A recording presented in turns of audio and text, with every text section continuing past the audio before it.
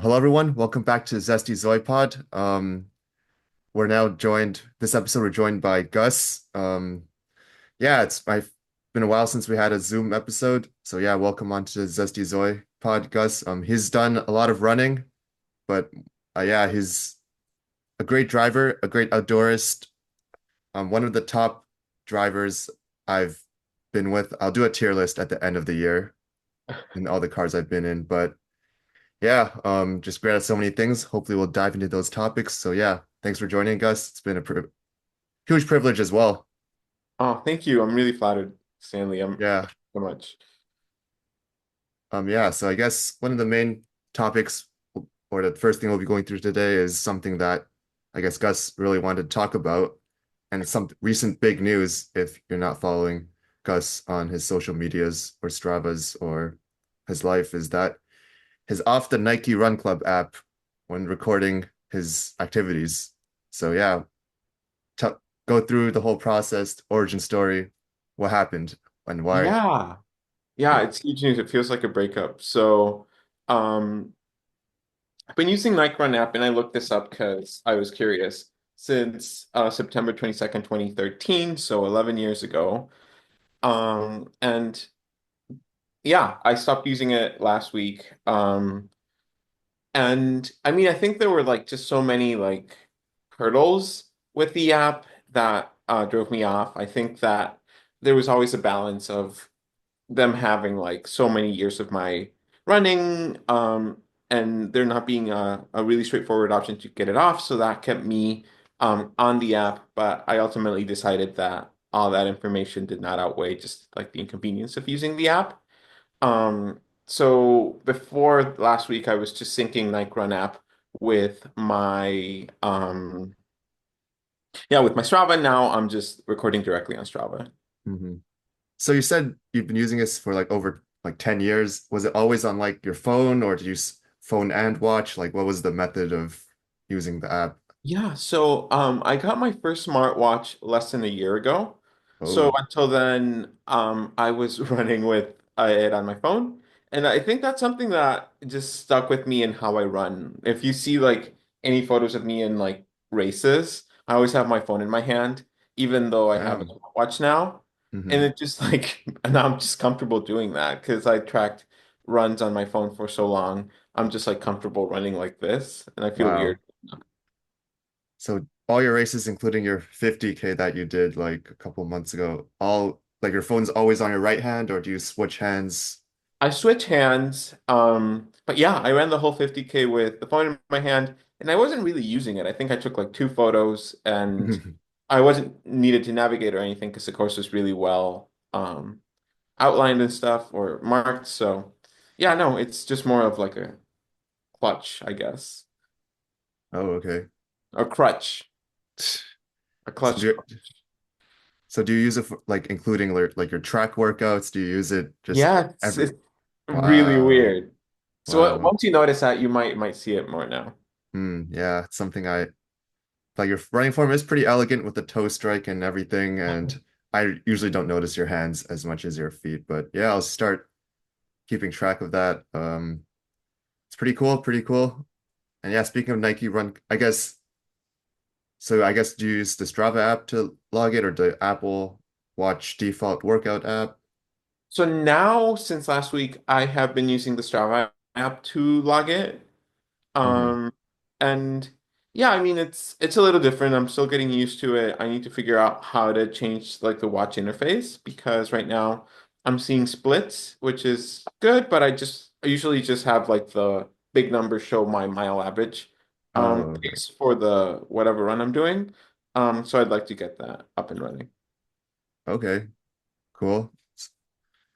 Yeah, I guess speaking of Nike, are you into Nike gear, Nike shoes, or do you have like a brand of preference or just 'cause That I don't think I've ever seen you wear Nike. Yeah, well, if you had seen me like a year and a half ago, you would have only seen me in Nike. Hmm. So I ran with Nike Pegasus for like 8 years. So I just Oh, upgraded whatever the shoe was. I mean, I think I was just comfortable in them, and I think Nike shoes look cooler, at least in my taste. hmm. But I was just kind of also feeling my feet just hurt a little bit more, and yeah, just hanging around Fleet Feet. They don't carry Nike, so I was or Nike, so I was just like seeing what else they had. Hmm. So I first tried Carhu's, which were great. I tried the Ikari, I believe it's called. And then after that I moved to Brooks Ghosts Max, and they have been pretty nice. So Oh, I've got two pairs of those. so only Brooks now, or anything else in Yeah, between? well, now my friend gave me a friends and family discount, so now it's just cheap to Yeah. get books, and Hmm. yeah, I like that. Nice, nice. Okay. I guess in terms of, yeah, I guess in terms of races, anything coming up next? Any goals you have for the next rest of the year or the next year? Like, Yeah, what's your life in running like gonna be? yeah, thank you for that question. I think my next race is Istanbul, which you're Hmm. also doing. Yeah. And that's going to be on November the 3rd. Hmm. And yeah, I think in terms of that race, I'm still determining whether I want to run it for a PR or just for fun. We'll be a little bit jet lagged. I'm just excited. I've never been to Europe before, so Oh. I'm just excited to like be doing that. So I don't know if I want to focus on just PRing or just on the fun part. I mean, I guess they're not mutually exclusive, but I'll train a little bit faster than I have. I would like to get 340 average Mm-hmm. or yeah, 340 completion time. So we'll see if that's possible. That would be a PR for me. Because my current best is 343, Hmm. but I wouldn't be too disappointed if it doesn't happen. Cool. Yeah, a lot of factors, especially your first time in Europe, it might hit different. Yeah. Yeah. Yeah. After that, I think I've been enjoying trail running quite a bit this year. It's my first time doing it. So I might be open to doing Deception Pass in December.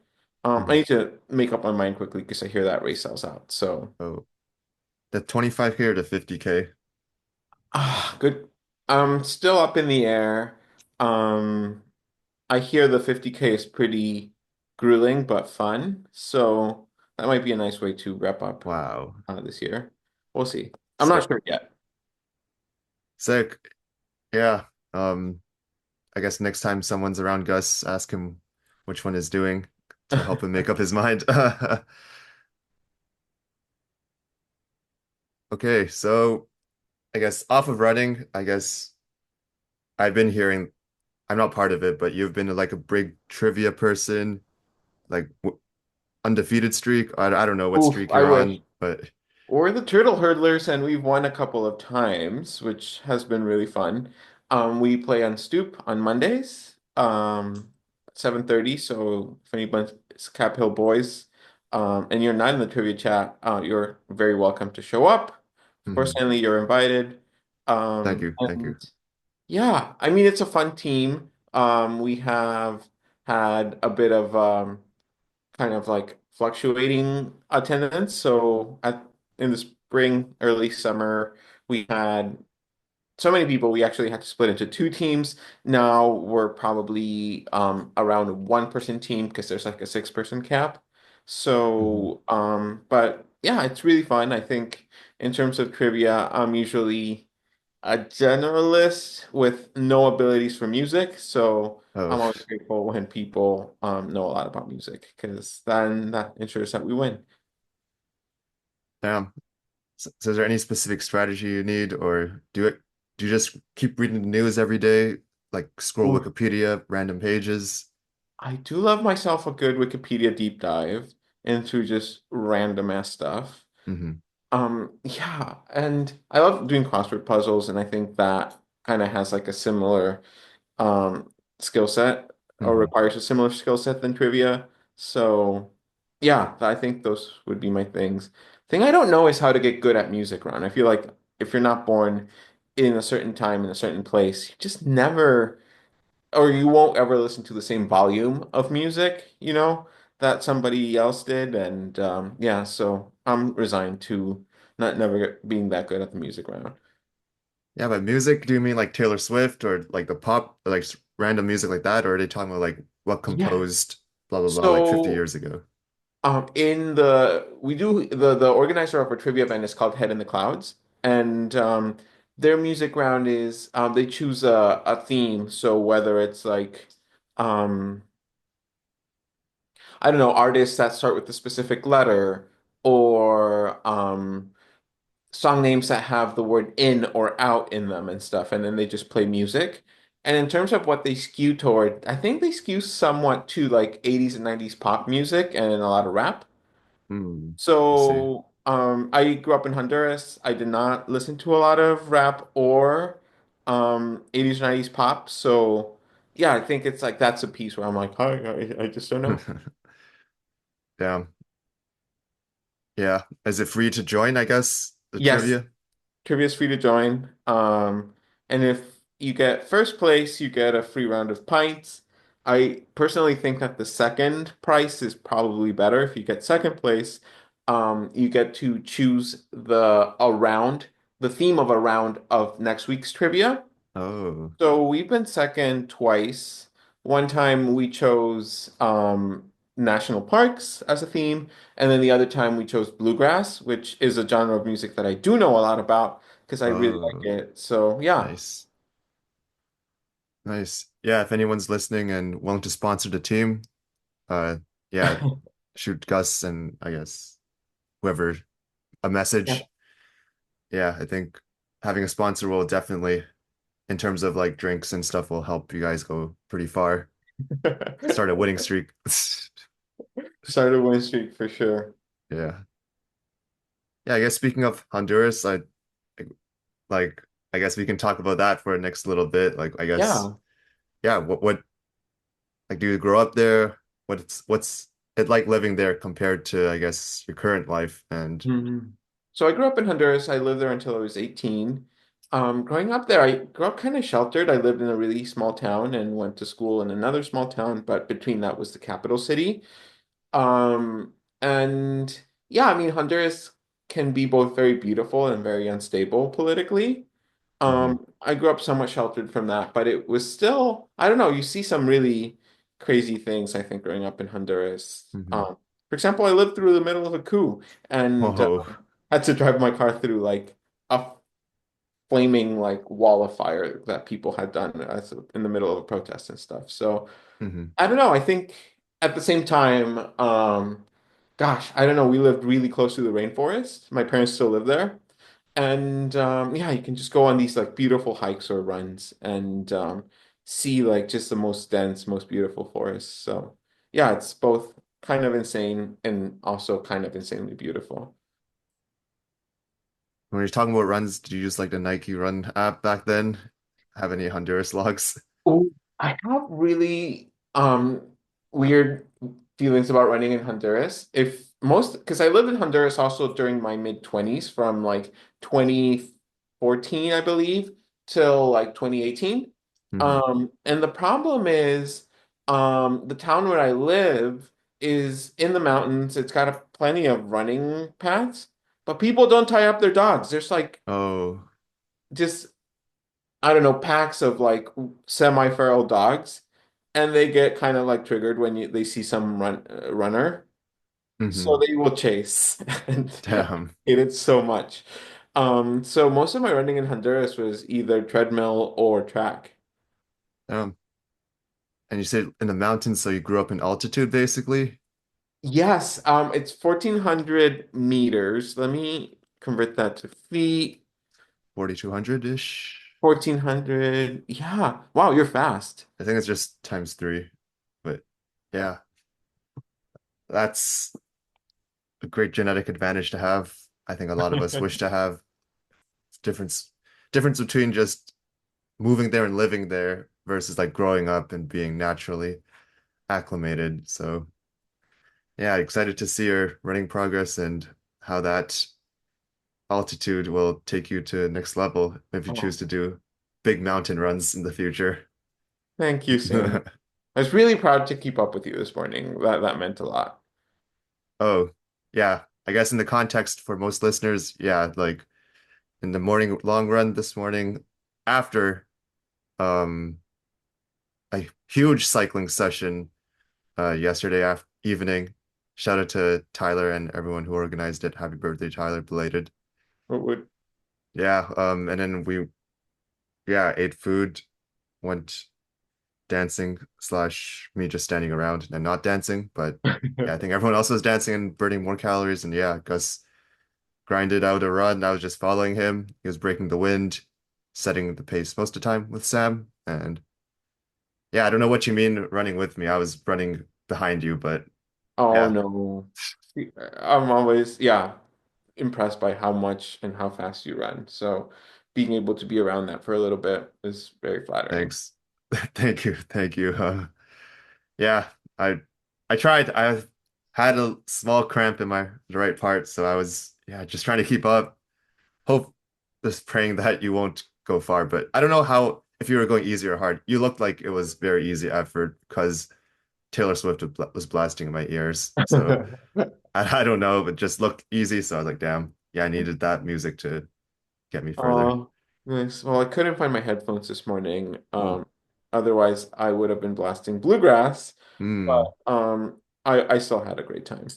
nice, And nice. yeah, I think I was pretty solid. That last hill and us chatting with Nick kind of took the wind out of me because I couldn't like run a steep hill and chat. So Mm, that felt a little bit difficult, but fortunately, like we got through that and then we were done. nice. Yeah. Yeah, I guess probably last question or last topic, something like, yeah, I guess do you listen to music for most of your runs? And if so, is it just bluegrass or do you switch it up depending Mm. on the pace, environment, etc.? Yeah, so recently, I don't listen to a lot of music because I have learned to run with people. In the Mm, past, I think that would have been like unthinkable to me. Um, in the past, if I couldn't find my headphones, I would have just canceled the run. But mm, ever since, yeah, I started running with like the Flea Fleet Training Program and the Cap Hill Boys, I've really learned to value just like running with people and having conversations, learning about new people and even just like listening to like the rhythm that people do when they're like stepping on the ground, that can like mm, put me in a good rhythm. That said, if I'm running by myself, I will listen to a lot of bluegrass because bluegrass is fast and it has like a nice steady beat that I can just like disconnect and like align with. nice. Yeah. Yeah, pretty hype. Does bluegrass have a lot of content? I've not personally never listened to them. Like, do they have enough content for like long runs? Yeah, so bluegrass is a genre, Mm, and yeah, they've been around since like the genre has been around since like the 50s. So yeah, there's like old guys that sing it, there's contemporary bluegrass, so there's plenty of things to go down. do you have any artists that you like the most? Or I've been really obsessing with this guitar player called Tony Rice. He died in 2020, but has like this volume of just great guitar playing. He's mm, primarily like a guitarist, and yeah, he plays fast AF. So it's great for running, and also I listen to him in the shower when I'm nice. cooking and stuff. So Manzanita is an album that I really like of him. Cool. Yeah, if Spotify are listening, please sponsor Gus or I with Bluegrass slash free premium for nice content. Yeah. Well, yeah, think do you have anything else to say before we conclude the podcast? I just think it's really cool that you have these podcasts and YouTube channel and that you share it with people. It's really cool. Thanks for making time for me. Yeah, thank you for everything that you bring and all the cool things you have to share as well. Yeah, thanks for talking about the Nike Run Club app. That was, I think you're the only person left in the world that used it. Tyler had it for a little bit, but then he got sick of it. Because Tyler was syncing both his health app, Nike Run app, and Strava. Hmm. And then he threw that out. And then last thing on Nike Run Club, Bill gave me the funniest like comment on it. Um, because Nike Run app just uses the like they override whatever the title of your run is with Nike Run app. Hmm. He was like, "Are you a sponsored athlete?" And I thought it was funny 'cause if you know me, I am very far away from being a sponsored athlete. So it was kind of a funny moment. Well, if Nike are listening, you feel free to sponsor Gus, and he'll probably pick up your app again and let people Oh know he's yeah, actually sponsored. 100%. If I get some vapor flies, I'm jumping back. Nice, nice. All right. So, yeah, all right. Yeah, thanks, Gus, so much for coming onto the podcast. It's Zesty Zoy Pod. Yeah, it's been a great honor talking with you about various topics. And yeah, if anyone's listening and wants to chat with him, first you got to sponsor him. But yeah, Thank you so much, Stanley. Really yeah, no, appreciate it. no problem. Until next time, stay zesty.